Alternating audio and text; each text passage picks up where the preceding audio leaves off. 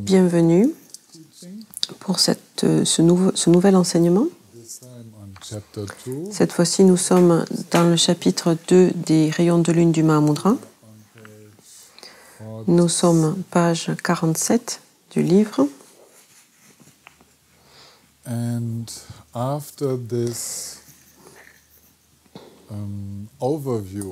Et après cette vue d'ensemble sur comment réunifier Shamatha et Vipassana, les causes communes et les fruits de la pratique,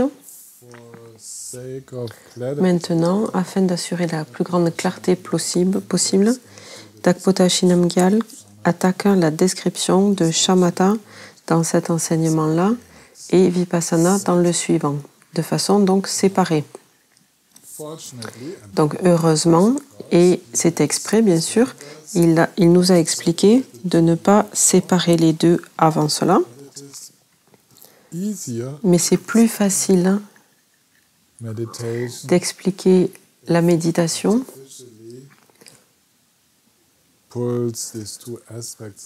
en séparant artificiellement ces deux aspects de la méditation, la pratique du calme mental et celle de la vision intuitive. Mais il faut toujours se rappeler que c'est juste un outil pédagogique pour rendre la chose plus facile. Habituellement, les deux sont tout à fait interreliés comme les doigts de ma main. Ils sont complètement liés l'un à l'autre et il ne faut jamais les séparer. Il ne doit y avoir aucune pratique sans vision profonde et sans relaxation et calme. De la même façon qu'il ne devrait pas y avoir de pratique sans un cœur ouvert qui vient de la détente et de la compréhension. Donc ici, nous sommes dans le chapitre sur Shamatha. Et Tashinamgyal commence par la préparation. Ce chapitre sur la préparation est similaire au chapitre précédent sur les causes de Shamatha et de Vipassana. Donc les préparations créent les conditions pour que les causes puissent être activées. Nous réfrénons un peu nos facultés sensorielles. Pour pratiquer Shamatha, nous baissons le regard. Nous faisons en sorte qu'il n'y ait pas de musique en arrière-plan ou des sons qui puissent nous distraire. En fait, c'est aussi très utile, si on médite dans notre chambre, qu'il n'y ait rien dans notre champ de vision qui nous rappelle le travail à faire. Tout cela doit être mis de côté, afin de réduire ce qui peut déclencher la distraction. Nous nous installons, nous asseyons avec l'intention d'être attentifs et sans distraction. Nous préparons aussi notre session de méditation, notre pratique, en ne mangeant ni trop ni trop peu. Ne mangez ni des choses trop lourdes ou bien trop légères, de sorte qu'on évite la torpeur et l'agitation à cause d'un repas déséquilibré. Mais il faut prendre soin d'avoir de la nourriture de bonne qualité. Je me rappelle que Gendun Rinpoche insistait beaucoup en utilisant le terme tibétain de dang dans la nourriture. Il disait que pour lui, la nourriture qu'il mangeait avec nous avait très peu de dang, très peu d'énergie comparée à la nourriture très énergétique à laquelle il était habitué au Tibet.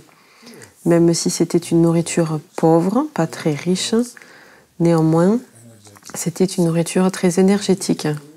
Donc, tout ce que vous pouvez faire pour avoir de la nourriture de bonne qualité, en bonne quantité, faites-le, ça vous aidera pour la méditation.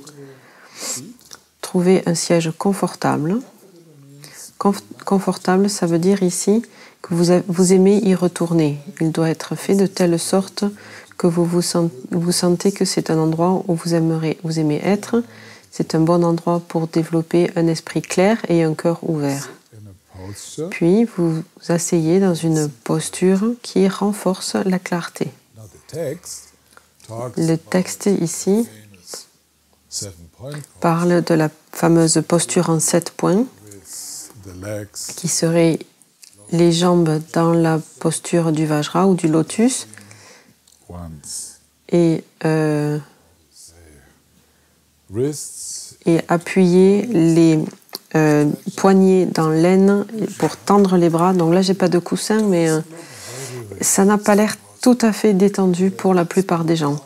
Mais j'ai passé des heures comme ça, dans cette position, avec le coussin de méditation, etc. Et tout cela est facilité au bout d'un moment. Et si vous pouvez faire cela, si vous êtes en effet capable de vous détendre dans cette posture, même je le remarque maintenant, waouh, automatiquement, la clarté s'installe. Juste à cause de la droiture de des canaux d'énergie dans le corps. Donc, utilisez une posture pratique pour vous, mais n'en faites pas trop. Ne mettez pas trop l'accent sur le fait d'être assis droit. Si cela crée une tension, c'est que vous en faites trop. Restez assis droit, mais de façon détendue. Voyez comment c'est possible pour vous et changez de posture de temps en temps. Il n'y a pas une posture idéale. La posture idéale, c'est toujours celle qui correspond à votre état d'esprit du moment et qui l'aide à s'ouvrir et à être clair. Puis, dans cette posture, respirez lentement, sans effort.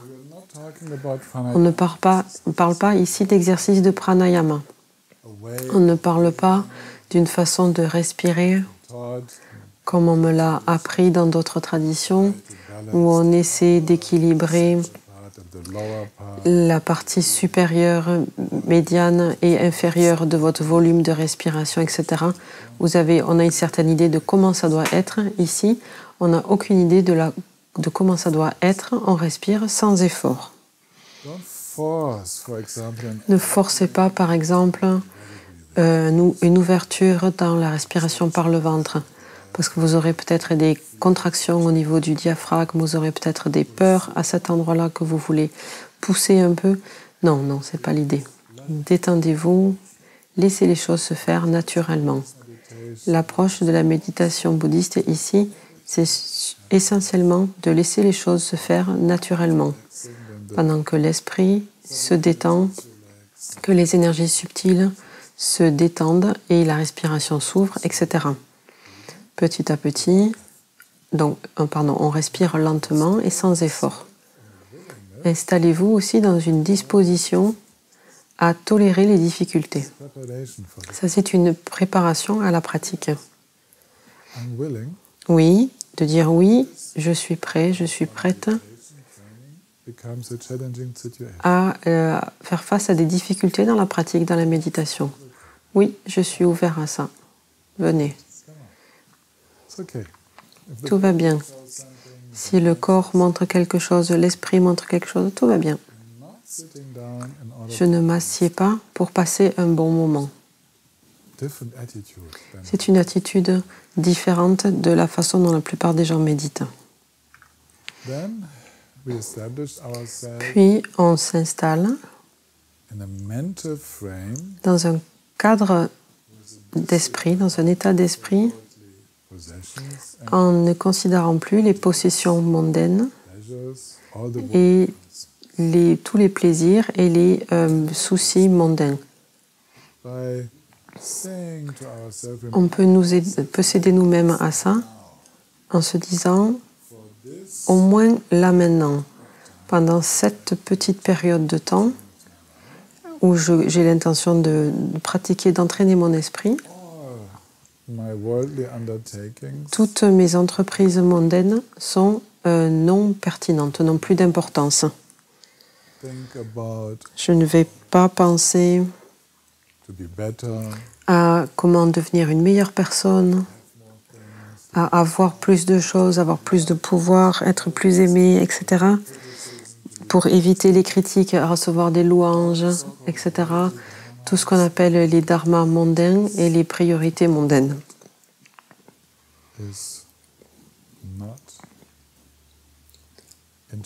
Tout cela n'est plus intéressant là maintenant.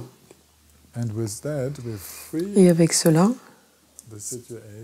nous libérons la situation de nombreuses distractions possibles. On passe à une attitude qui maintient la conduite bénéfique dans toute notre vie, mais aussi maintenant. Nous nous installons dans le fait de juste faire ce qui est bénéfique. Aller toujours dans ce qui est bénéfique pour nous-mêmes et pour les autres. Ça, c'est notre direction. Et nous nous appliquons avec une persévérance enthousiaste, une énergie joyeuse.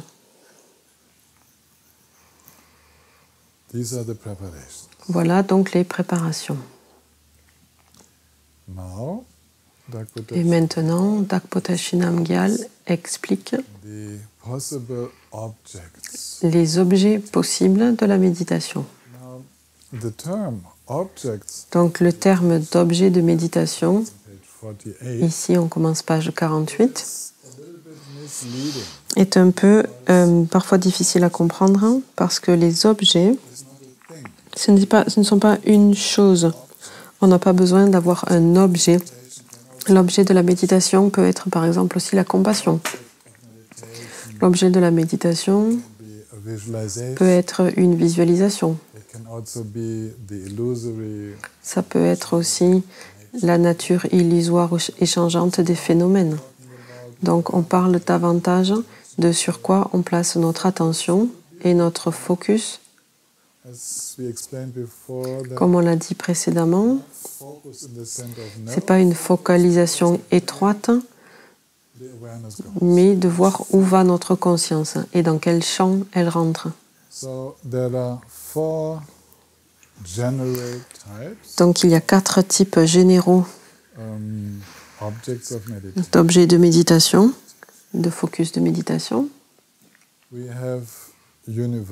Nous avons les objets universels.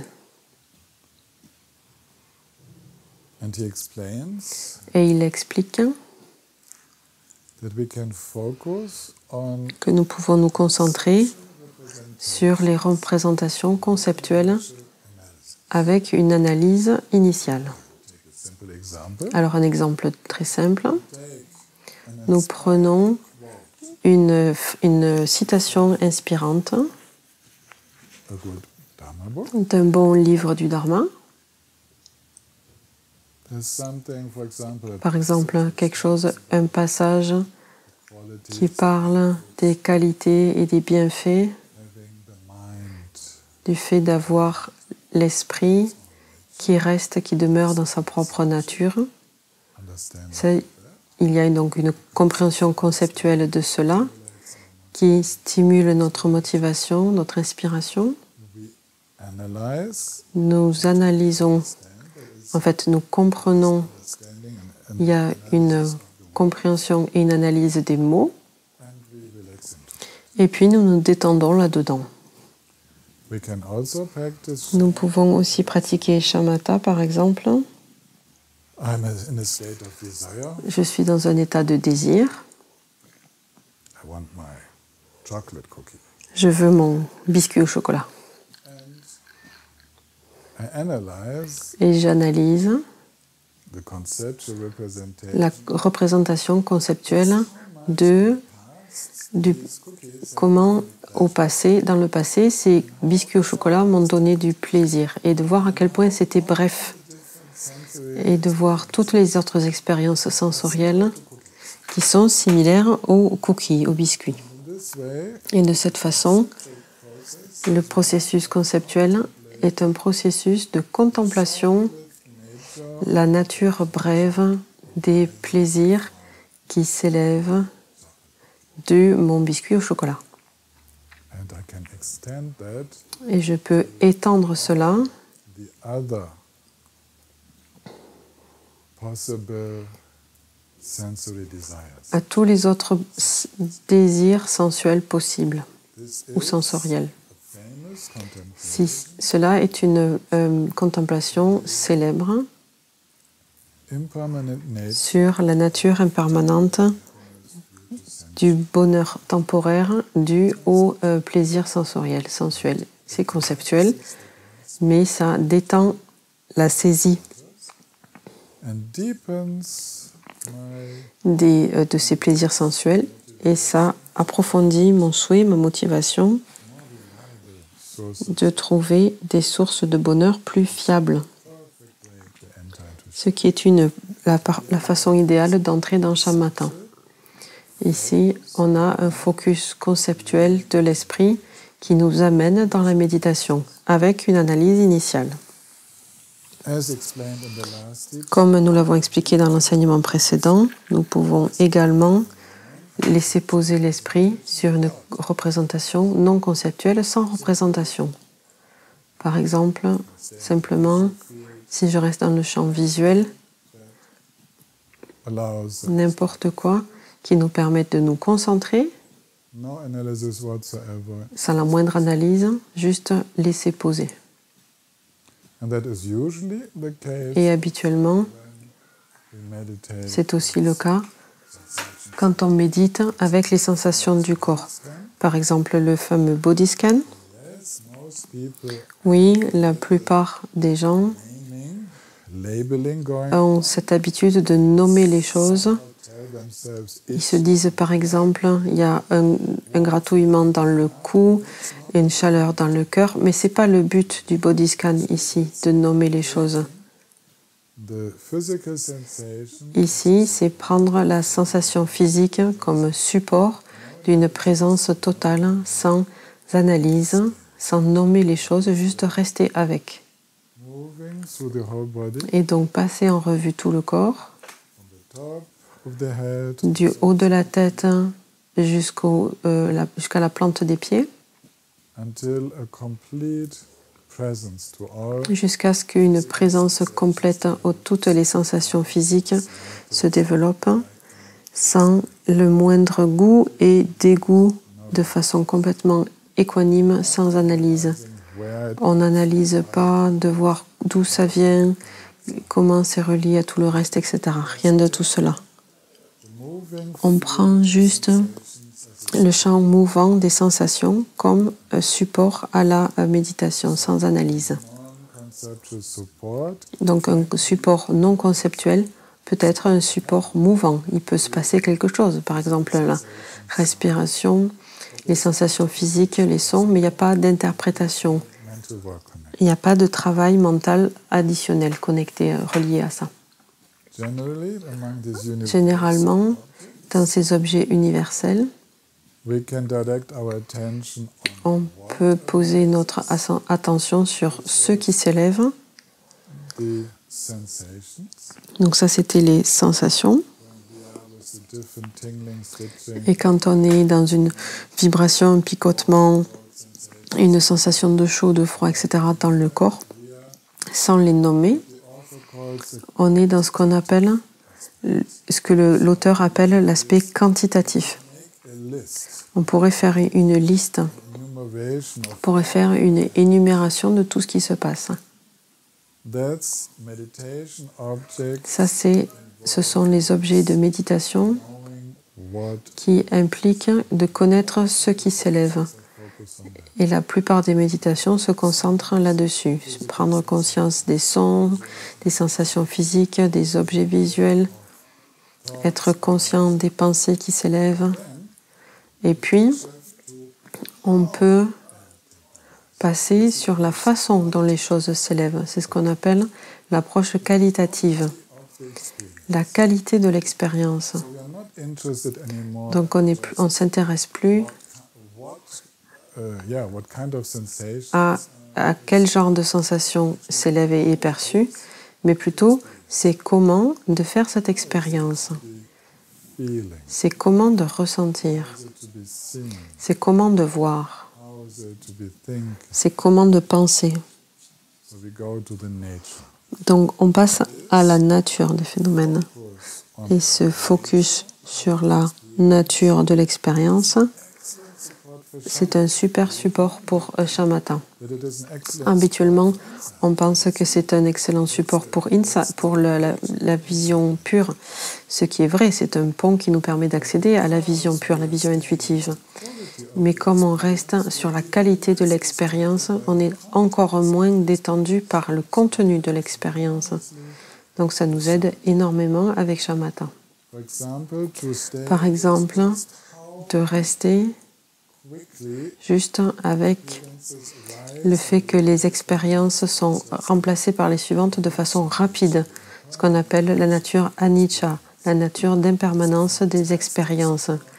C'est un fantastique support du calme mental, mais pas seulement de la vision intuitive.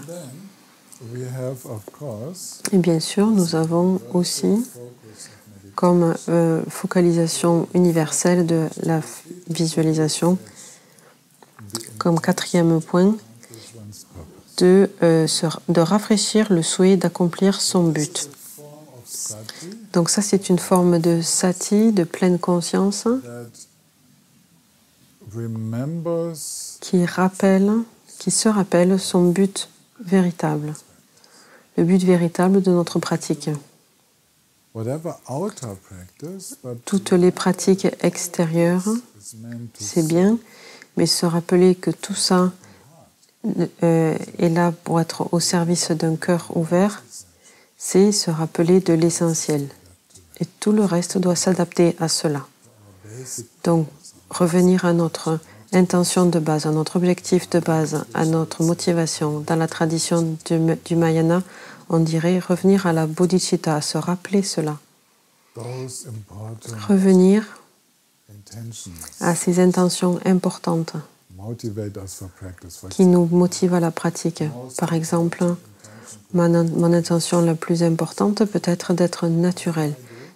Quoi que je fasse, se rappeler, ok, la nature et s'installer là-dedans, le côté naturel.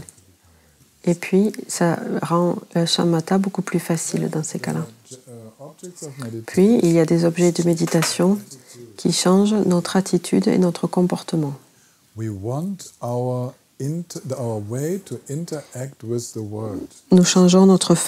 voulons changer notre façon de nous comporter avec le monde, d'interagir avec le monde.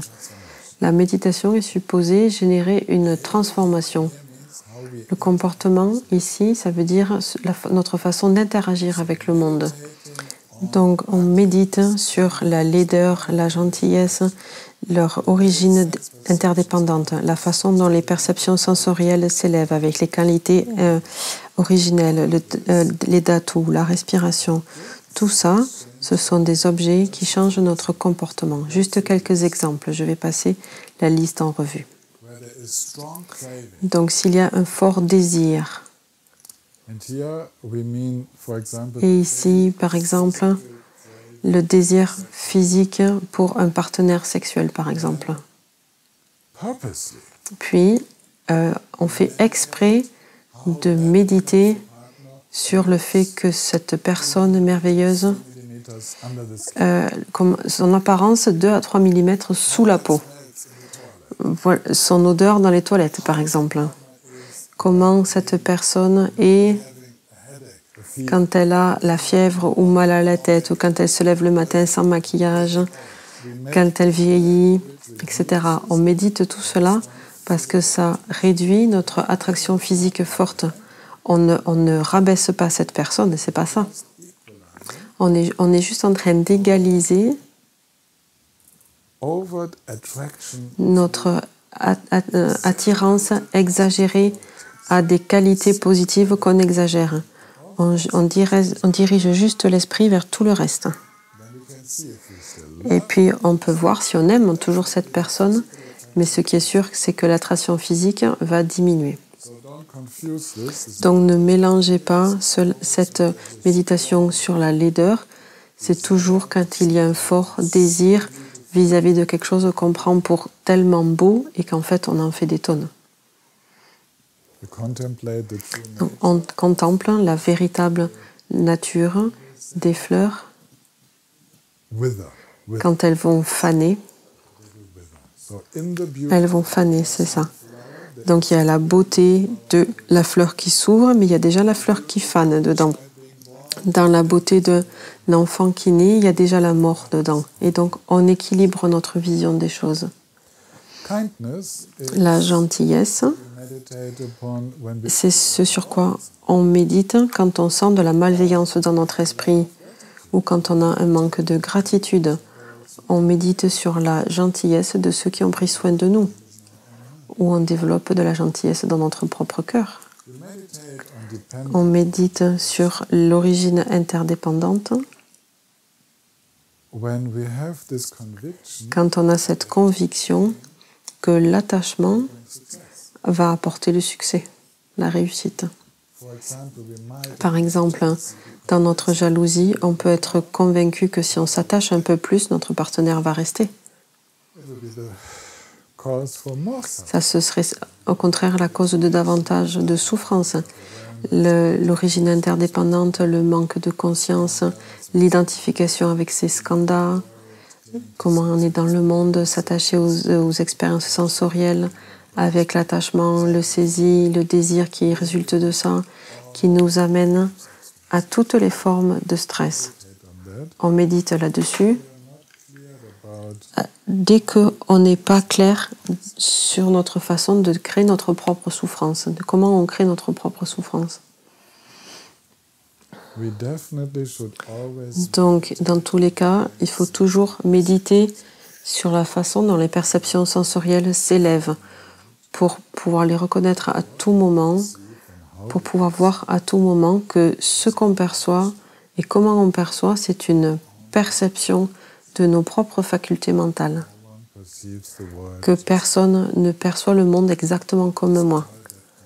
Donc détruire cette conviction que ma perception est liée de quelque manière que ce soit à la réalité objective. All the Ça, c'est sous-jacent à tous les types de méditation. explore also the Donc on va explorer aussi les qualités élémentaires solidity, de la solidité, de la cohésion,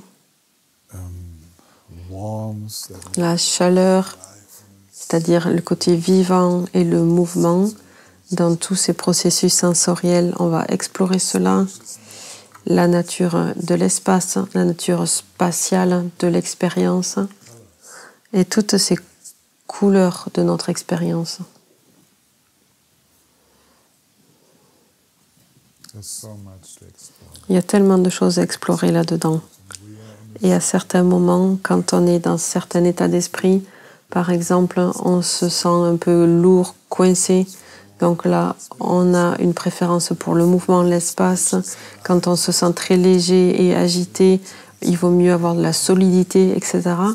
Et de voir comment tout cela interagit et on explore les processus sensoriels, les goûts et les dégoûts. Exploring like this, Explorer de cette façon, de s'installer là-dedans, entrer dans le calme mental grâce à cette vision équilibrante, c'est ce qu'on appelle changer notre comportement. En fait, notre interaction avec le monde change grâce au fait qu'on a une focalisation adaptée à notre pratique. then a third type Puis, un troisième type d'objet, are those which give expertise. ce sont ceux qui nous donnent une certaine expertise dans la connaissance du non-soi. We become experts. On devient expert dans la connaissance du non-soi si dans notre pratique de shamatha, nous méditons sur les agrégats, sur les skandhas. This is usually said C'est habituellement, on dit habituellement que ça c'est une pratique de la vision intuitive, mais en fait, to meditate on the ungraspable méditer sur la nature insaisissable de toutes les perceptions sensorielles qu'on appelle les formes, so much relaxes the mind. ça détend l'esprit tellement qu'il devient complètement stable. If we meditate on the Angra, Si on médite sur la nature insaisissable des sensations, de nos émotions, sur ce qui est perçu, it relaxes those. ça détend ces réactions impulsives. Shamatha, c'est le résultat immédiat. If we meditate Si nous méditons sur la nature des distinctions, nos différenciations, de comparer avec les expériences, de donner des noms, des étiquettes, etc., tout ce qui est facultatif, ce qui n'est pas nécessaire dans la pratique de la méditation, on voit la nature vide de ces processus. À ce moment-là, le calme mental est facile. all these formations, Toutes ces formations, les émotions, unwholesome interactions, toutes nos interactions bénéfiques et non bénéfiques avec le monde, toutes ces réactions à ce qui s'élève dans notre esprit et qui fait tout le film, tout le cinéma, tout ça, on le détend et on le perce à jour. contemplating that, Donc contempler cela, les différentes étapes de la conscience, pour nommer aussi le 5e skanda, de voir que les états de conscience sont fluctuants. On passe d'une conscience visuelle, par exemple, à l'audition, aux sensations physiques, aux sensations mentales, de voir ce film fluctuant de notre existence et de ne plus s'identifier à ça, ça peut créer un calme mental profond. so if you are listening now, Donc si vous écoutez là maintenant, vous êtes probablement en train de vérifier, est-ce que j'ai médité comme ça? Peut-être j'avais pas tout à fait conscience de cette connexion. Et ça, c'est l'idée de l'enseignement, de voir, de nous montrer qu'il y a une connexion. Veuillez l'explorer. Veuillez utiliser teachings of the les enseignements traditionnels du Dharma comme un support pour votre pratique de shamatha. Et vous deviendrez un expert dans le non-self. Avec la pratique de shamatha, vous jetterez les bases de la compréhension qu'il n'y a jamais eu un centre d'expérience, ce qu'on appelle le soi. On n'a donc même pas besoin de le dissoudre, il n'a jamais existé. Il faut juste arrêter de le reconstruire. then, of course, Et puis, bien sûr, dans la pratique de shamatha, objects on utilise des objets qui purifient les afflictions mentales. So these what we call klesha Donc, ce qu'on appelle les kleshas, les afflictions mentales, sont tous liés à notre désir de bonheur. desire, Que ce soit le désir, la colère ou l'orgueil, ou les doutes, la jalousie, not wanting to know, ou ne pas vouloir savoir, on pense toujours qu'avec cette attitude, on s'en sortira mieux. fear to engage with La peur de s'engager dans ceci, si l'espoir d'aller là, on pense toujours que en faisant cela, on deviendra plus heureux. so the objects which purify Donc les objets qui purifient les afflictions mentales nous aident à nous concentrer sur les différentes expériences des 6 royaumes. the cause, the rough experience, Les causes, les expériences difficiles des royaumes inférieurs, des animaux, des enfers, des humains, et puis les expériences plus subtiles, plus fines, l'expérience calme, the absorptions, des absorptions, des samadhis, de ce qu'on appelle le domaine divin. Vraiment, on fait une investigation, on regarde profondément, do something that will give on fait quelque chose exprès qui nous apporte du plaisir et on regarde et de voir à quel point on est heureux quand on mange du chocolat. On regarde comment c'est de faire l'amour et d'être heureux et est-ce que ça nous dure longtemps? Qu'est-ce qui nous donne du bonheur sur la longue durée? Et on médite donc dans toutes ces circonstances-là. Et on voit qu'est-ce qui me rend vraiment heureux passing aspect of it. et quel est cet aspect fugitif du bonheur. Et on arrive à des conclusions très simples. Chaque fois que l'esprit s'ouvre, sans fixation, c'est le bonheur. qui en résulte. I was offered a piece of chocolate. Donc j'ai mangé un morceau de chocolat avant l'enseignement. Manger ce morceau de chocolat peut être une expérience très différente d'une fois à l'autre. Si je le mange en étant attaché au goût et que j'en veux plus, j'ai très peu de bonheur.